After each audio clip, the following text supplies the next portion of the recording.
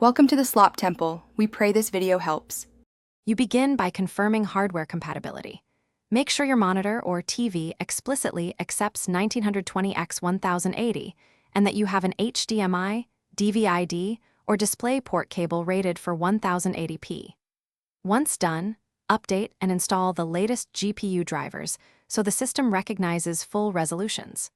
Open your OS display settings immediately and check available modes. If 1920x1080 appears, select it and apply.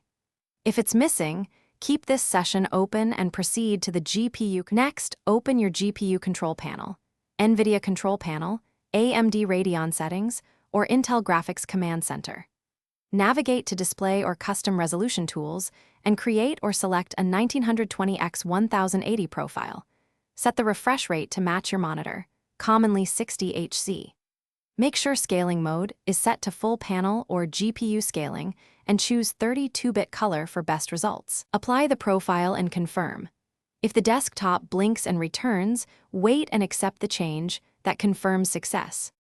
Finally, verify the change in your OS display settings and launch a 1080p video or a game to ensure everything renders correctly. Make sure the monitor's onboard menu reflects 1920x1080 and that text and UI scale properly.